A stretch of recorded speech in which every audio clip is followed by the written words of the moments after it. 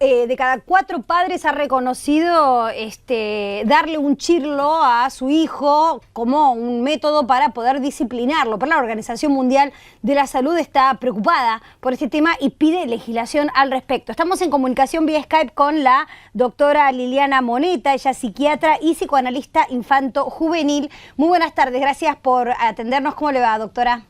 Gracias a vos, María Julia.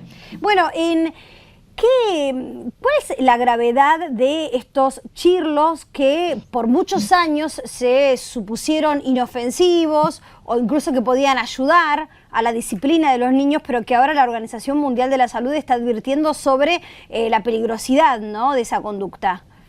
Habría que ver qué ellos categorizan como chirlos realmente.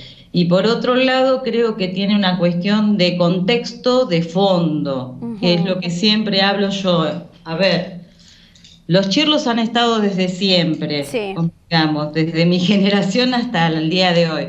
Lo que pasa es que ha cambiado mucho la calidad en cuanto al el tipo de contexto que hay. Antes era como que lo avalaba un principio de autoridad, en que no hacía falta tanto el chirlo, era frente al anuncio del chirlo, el chico ya se detenía, porque había todo un concepto de autoridad que avalaba el chirlo. En cambio ahora creo que el chirlo pasó a otra instancia, es ese principio de autoridad que no está instituido en los tiempos que corren. Claro, o sea que frente a esta crisis, ¿no?, en cuanto a la autoridad de los padres con los chicos, probablemente sea incluso hasta más perjudicial la amenaza de un chirlo o el chirlo en sí mismo, dado que probablemente haya padres que tienen otra forma de relacionarse con los hijos y es como cambiar el canal muy rápido, ¿no? Muy violenta. Exacto. Es la forma de vincularse actual, es muy violenta acorde a los tiempos que corren. Todo el tiempo yo escucho en las consultas, cotidianamente, que los padres dicen, yo ya no sé qué hacer más con mi hijo. Entonces, a lo cual me surge el siguiente interrogante. Si ellos no saben qué hacer con sus hijos y son sus padres, ¿quién es el que sabe hacerlo? Y creo que este saber hacer se correlaciona con esta cultura del chirlo y de los improperios, por decirlo así, en donde aparece esto del maltrato como algo muy actual y muy generalizado. Y el maltrato va desde lo físico hasta lo psicológico. Y es más, los chicos lo dicen que prefieren fíjate cómo se ha naturalizado, que prefieren el maltrato físico al psicológico. O sea, eso es lo que usted recoge en las consultas, bueno, por su especialidad, obviamente, que surge de los propios chicos eso. Sí. Evidentemente en las casas se genera un medio de mucha violencia en estos últimos tiempos, que es la única forma que conocen los padres de ejercer el principio de autoridad. No digo que en todas las casas, pero la mayoría en las que escucho, y son muchos del flujo de pacientes que yo atiendo y que veo en otras instancias, es donde se institucionalizó la cultura del maltrato, de la violencia. Yo creo que se ha naturalizado esta cuestión de la violencia y está mal, porque una vez que se naturalizó es como que no se mide hasta dónde es lo adecuado y qué es la cuestión del maltrato, dónde entra el maltrato.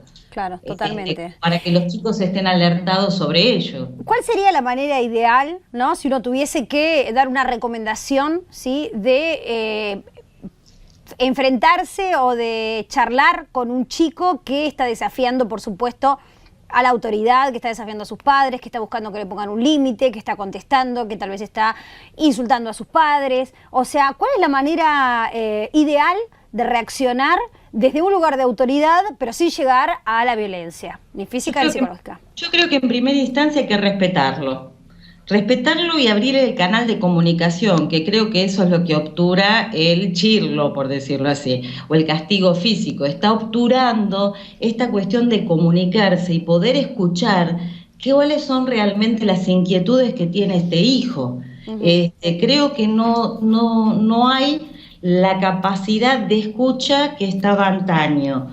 Es como que los padres están demasiado complicados con otras cuestiones que sobredimensionan como importantes, cuando en realidad lo más importante es el vínculo que tienen que establecer con sus hijos. Y no creo que estén preparados para poder escuchar. A veces pueden llegar a minimizar y sin embargo no son cuestiones mínimas las que traen. Los chicos están sufriendo mucho. Por una cuestión psicoevolutiva que tiene que ver con un sufrimiento. Yo, bueno, me dedico a adolescentes fundamentalmente, por una cuestión que es sufrimiento que atañe directamente al periodo de adolescentes, pero hay un sufrimiento que excede a la adolescencia y es este resto que va dando vueltas que tiene que ver con la cuestión del contexto familiar. El contexto familiar no es lo que era antes. Está bien, uno puede decir todo tiempo antaño fue mejor. Sí, dentro de todo para la familia sí. Que la familia era aquella célula, como se decía en los libros, la célula principal que conformaba la sociedad. Está bien, hoy podemos ver familias reconstituidas, familias uniparentales, familias combinadas, que es lo que hay en estos tiempos posmodernos. Pero no significa que sea lo más adecuado para los chicos. Sin embargo, porque yo sé que se van a venir encima con esto, yo creo que hay que ver cada caso en particular. Claro. Pero sí es cierto. O sea, más allá de que sea o no adecuado, es la realidad que nos toca en este momento, ¿no? O sea, casi la mayoría de las familias, o no sé si la mayoría, pero un muy importante porcentaje de las familias son diferentes a lo que eran antes o a la familia tradicional. Entonces, en el caso, por ejemplo, de los adolescentes, que son su especialidad, o sea, me imagino un caso de un adolescente que justamente se enfrente a una ruptura de esa familia como la conoció hasta ese entonces, si se divorcian sus padres, y en ese sentido, ¿cuál es la importancia de poder acompañarlo o cómo se puede dar ese diálogo que muchas veces el propio adolescente ya con otra autonomía corta con el padre, ¿no? Lo corta tal vez en una familia que no tiene ningún problema, más aún si quiere castigarlo frente a un divorcio, por ejemplo, ¿no?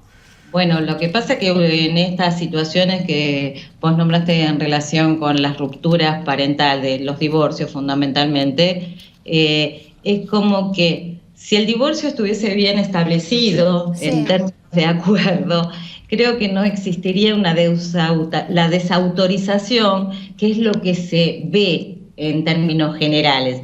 Y en esa desautorización que hay entre padres o de los padres mismos hacia el chico, porque le dicen todo el chico es el chivo expiatorio, el chico es el trofeo en este momento. Entonces, ahí se pierde el chico y ahí el padre pierde autoridad. Claro. Y al perder autoridad, este chico no le va a dar bolilla. Claro. Entonces va a tener que acudir a este tipo de castigos que van desde el chirlo hasta lo más irrisorio, ¿eh?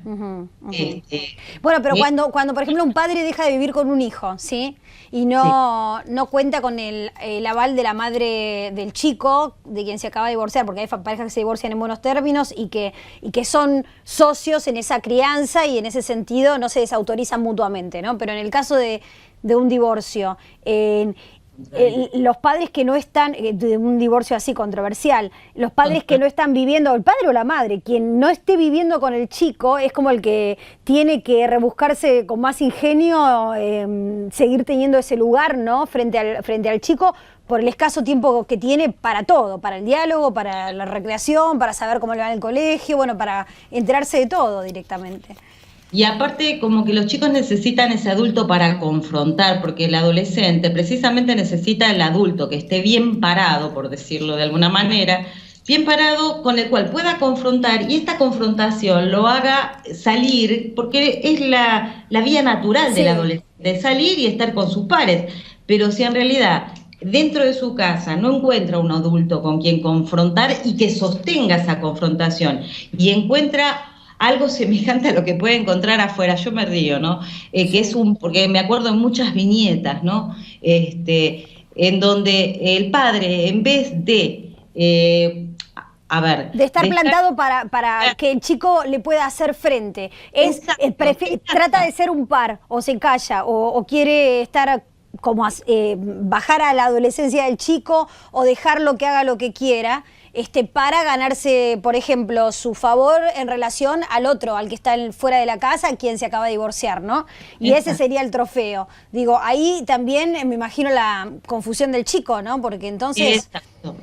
Exacto. Están muy confundidas porque no saben quién, porque los padres se emparejan. Una viñeta que yo puedo comentar, que es la más frecuentemente escuchada, otras no las puedo comentar porque son medias subidas de tono, pero escuchar decir a los adolescentes, decir, bueno, ¿qué voy a hablar con mamá si de repente abro la puerta de su habitación y está llorando por el novio de turno? Entonces, de alguna manera u otra, es como que ese adulto que tiene que ser el puntal y establecer un circuito de confianza, un ámbito de confianza donde el adolescente se puede abrir o el chico se puede abrir y pueda comentar lo que le pasa, no se ofrece como sujeto de identificación, no se ofrece como sujeto de confianza, no se ofrece como aquella autoridad que dice, bueno, quédate tranquilo, yo te voy a proteger o yo te voy a escuchar o estoy acá para ayudarte, que es la función de los padres, de alguna manera u otra. Y es como que eso se perdió, se perdieron los atributos básicos de las funciones del padre. Por eso nosotros los psicoanalistas decimos que estamos en la época de la ausencia de la autoridad, de la función paterna o de la autoridad paterna, porque tiene mucho que ver con el sistema legal también. Hay como una ausencia jurídica y esto se ve reflejado en lo social, se ve reflejado a nivel familiar, porque lo que es en lo macro la sociedad, en lo micro es la familia, para ese chico.